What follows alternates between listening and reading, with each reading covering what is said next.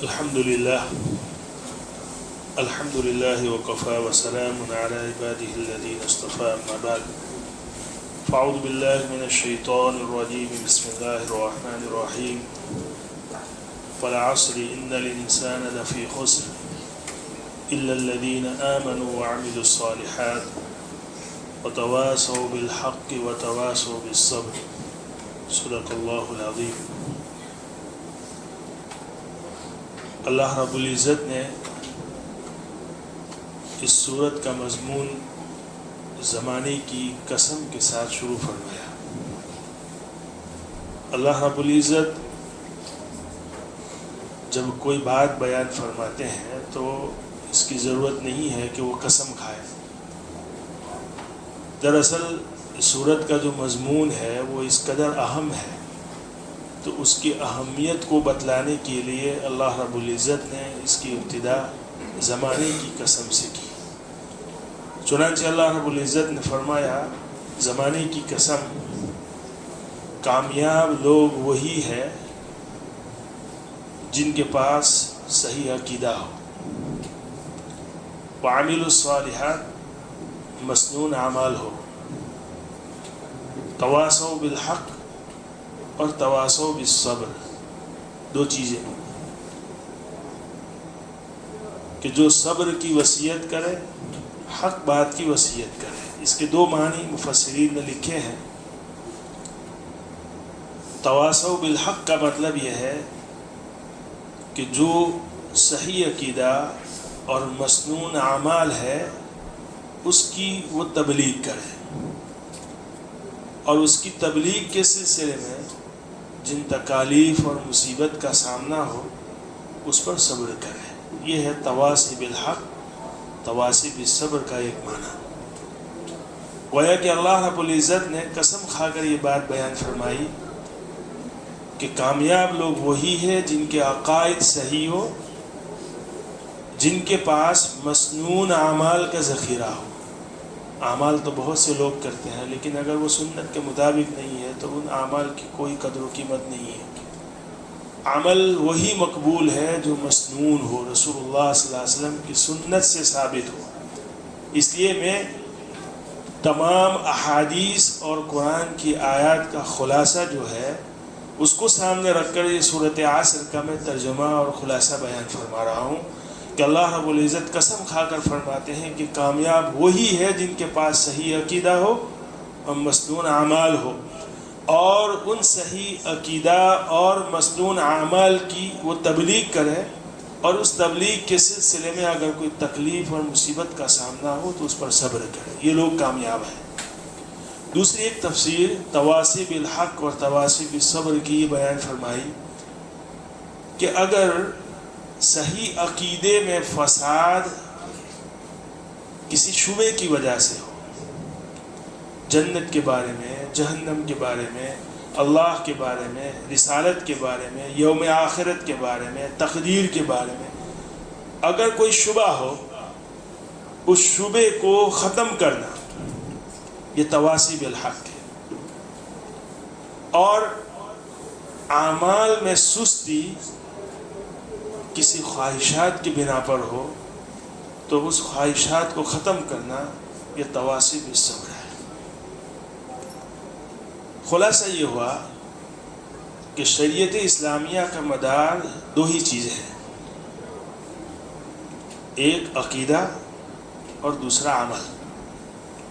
یاد رکھیے اس بات کو، آپ کو یہ مضمون جو ہے جگہ جگہ ملے گا کہ شریعت جو ہے 5 چیزوں کا نام ہے، کسی نے 6 چیزیں بیان فرمائی، کسی نے 7 چیزیں بیان فرمائی۔ تقسیم آپ جتنی بھی کر لو لیکن خلاصہ دو ہی چیز ہے، ایک عقیدہ اور ایک عمل۔ اب یہ اعمال ہی کی قسم ہے، اخلاق ہو، عبادات ہو، معاشرت ہو، معاملات ہو، یہ سب تقسیم ہے۔ خلاصہ یہ ہے کہ شریعت اسلامیہ کا مدار دو ہی چیزوں پر ہے، ایک عمل، ایک عقیدہ اور ایک عمل۔ جمع آپ کے لیجئے عقائد اور اعمال۔ عقائد اور اعمال میں اہم کون سی چیز ہے اور اصل کون سی چیز ہے؟ چنانچہ عقائد اور اعمال میں اصل اور اہم جو ہے وہ عقیدہ ہے. سوال ہوتا ہے کیوں؟ کیا نماز اہم نہیں ہے؟ روزہ اہم نہیں ہے؟ زکوٰۃ، حج، کسی غریب کی مدد کرنا، کسی پریشانی میں مبتلا شخص کی پریشانی کو دور کرنا، کیا یہ اہم عمل نہیں ہے؟ اہم ہے، لیکن اصل اور بنیاد جو چیز ہے وہ عقیدہ ہے. کیوں؟ دلیل کیا؟ اگر کوئی شخص صحیح عقیدے اور صحیح ایمان کے ساتھ اس دنیا سے رخصت ہوتا ہے اور اس کی زندگی میں کوئی عمل صالح نہیں ہے، پھر بھی امید ہے بلکہ یقین ہے کہ ایک نہ ایک دن وہ جنت میں جائے گا.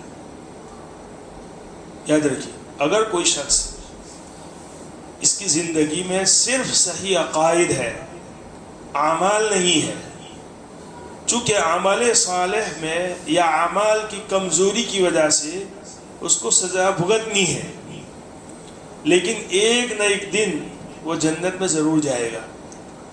لیکن اگر کسی کی زندگی میں ڈھیر سے اعمال ہے، بے انتہا نمازیں ہیں، بے انتہا صدقات ہیں، روزے ہیں، لیکن ان کے عقائد اگر صحیح نہیں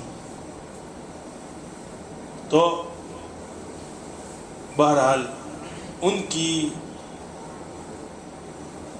کامیابی کی کوئی گارنٹی نہیں. بلکہ اللہ رب العزت نے یقین کے ساتھ کہا ہے کہ اللہ ہر جرم کو معاف کر سکتے ہیں سوائے شرک کے.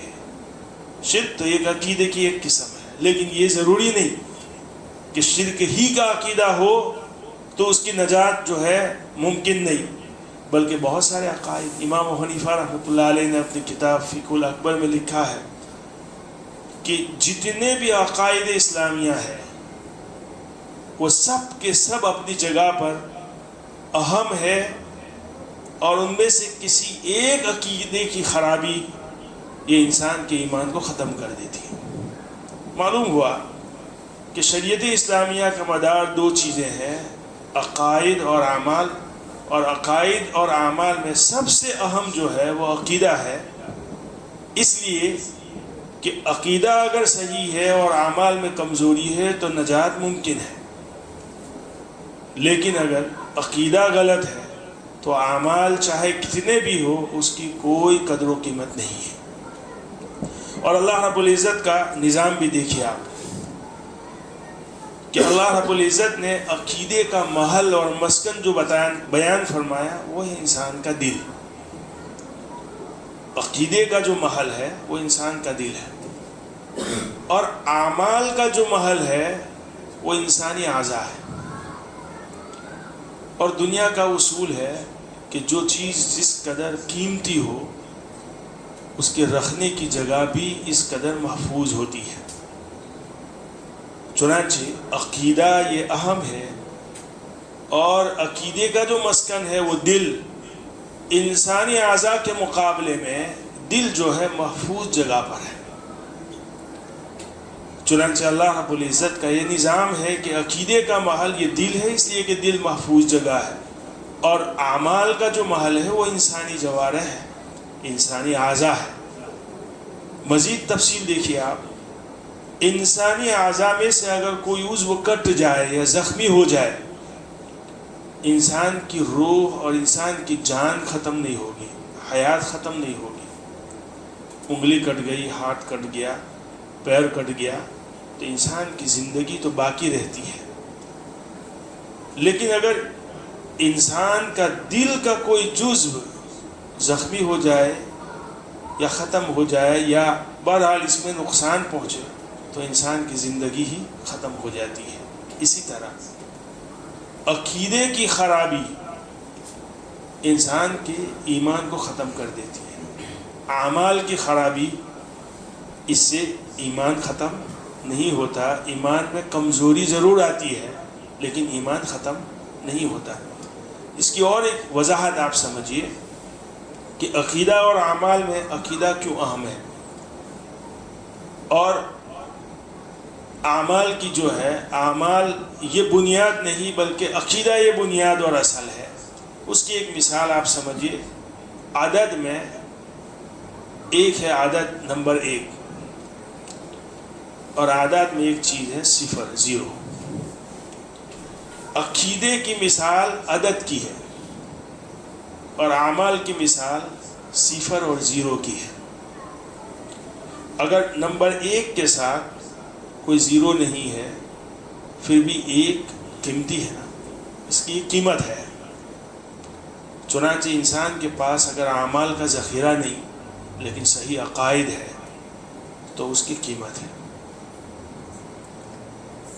اگر عدد بغیر 0 بغیر 0 کے ہو تو اس کی قیمت ہے، لیکن 0 اور 0 بغیر عدد کے ہو تو اس کی کوئی قیمت نہیں ہے، وہ 0 ہی ہے. چنانچہ انسان کے پاس اعمال ہے لیکن عقیدہ صحیح نہیں تو اس اعمال کی اللہ کے نزدیک کوئی قدر و قیمت نہیں ہے. اسی طرح اور وضاحت سے آپ سمجھیے.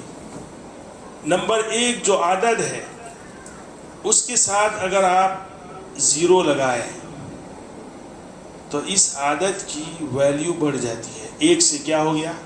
10 ہو گیا. دوسرا 0 لگاؤ 100 ہو گیا.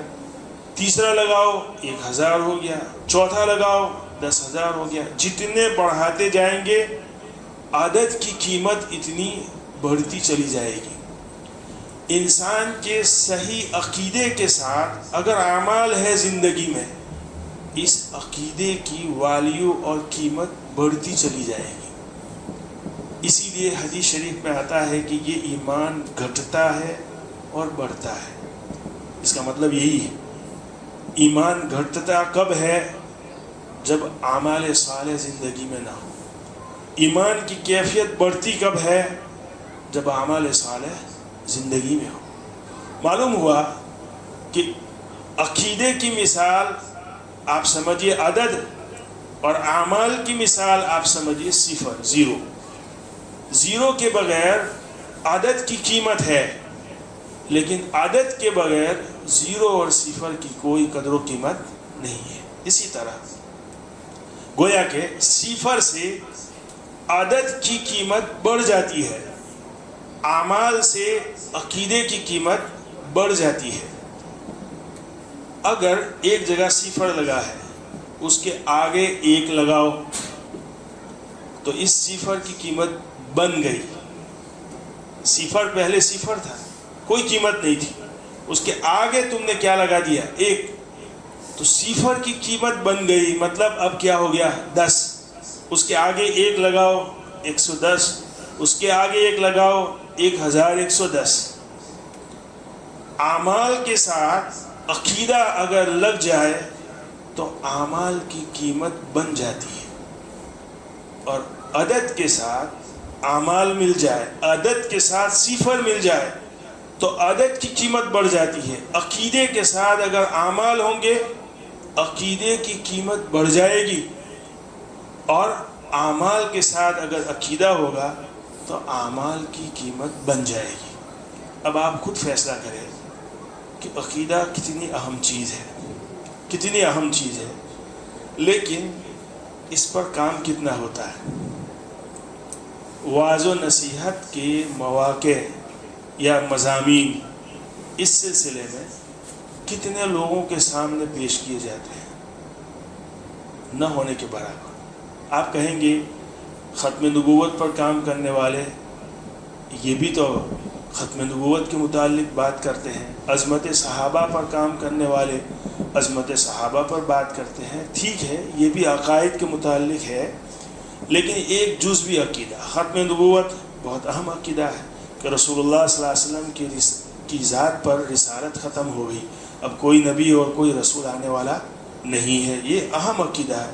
عظمت صحابہ بیان کرنا یہ بہت ضروری ہے، اس لیے کہ صحابہ دین کے گواہ ہے. احادیث کا پورا ذخیرہ جو ہے اس کی گواہی کس نے دی ہے؟ صحابہ کرام نے. تو عظمت صحابہ یہ بہت اہم عقیدہ ہے، لیکن ایک جزوی عقیدہ ہے. تمام عقائد پر ہماری جو بڑی بڑی مجلسیں ہوتی ہیں، لمبی لمبی مجلسیں جس کے اشتہارات بھی چھپتے ہیں کہ اصلاحی بیان ہوگا، سیرت کے متعلق بیان ہوگا، فلاں چیز پر بیان ہوگا، اخلاق پر بیان ہوگا، لیکن آپ کہیں نہیں دیکھیں گے کہ کہیں ایسا ہو کہ لکھا گیا ہو یا کہا گیا ہو کہ عقائد پر بات ہوگی۔ بہت ضروری ہے، بہت ضروری ہے اس لیے، اور مضمون بھی تھوڑا خشک ہے۔ جو علماء ہیں ان کو معلوم ہے کہ درس نظامی میں سب سے مشکل ترین جو مضمون ہے وہ علم الکلام ہے، اور علم الکلام یہی علم العقائد ہے۔ اس لیے میرے دوستو اس پر انشاءاللہ مزید بات کل ہوگی کہ اعمال اور عقائد میں عقیدہ کیوں اہم ہے۔ عقیدے کے بغیر اعمال کی کوئی قیمت نہیں ہے۔ دنیا میں دیکھ لیجئے کتنا رفاہی کام ہوتا ہے، غریبوں کی مدد کرنا اور وغیرہ وغیرہ، جتنے بھی بڑی بڑی تنظیمیں ہیں یہ کون لوگ چلاتے ہیں؟ زیادہ تر جو ہے غیر مسلم چلاتے ہیں، جن کے پاس ایمان نہیں ہے، گویا کہ ان کے پاس عقیدہ نہیں۔ لیکن کیا اتنے بڑے بڑے کام جو ہے اس کی کوئی قیمت آخرت میں ان کے لیے کوئی حصہ نہیں ہے، اس لیے کہ ان کے پاس صحیح عقیدہ نہیں ہے۔ بہرحال اس پر مزید وضاحت آئندہ کل کریں گے۔ اللہ تعالی ہمیں صحیح بات کہنے کی توفیق عطا فرمائے اور ہم سب کو اس پر عمل کرنے کی توفیق عطا فرمائے۔ گزارش ہے آپ لوگوں سے کہ مجلس میں جو ہے اسی طرح بیٹھے۔ حدیث شریف میں یا شریعت اسلامیہ میں سب سے ممدوح جو عمل ہے وہ ہے خیر الامور ما قل و دیم۔ بہترین عمل وہ ہے جو تھوڑا ہو لیکن ہمیشہ ہو، یعنی آپ ہمیشہ جو ہے مجلس میں آپ بیٹھیں اور جس قدر اللہ توفیق دے علم حاصل کرنے کی توفیق عطا فرمائے۔ وآخر دعوانا الحمدللہ رب العالمین۔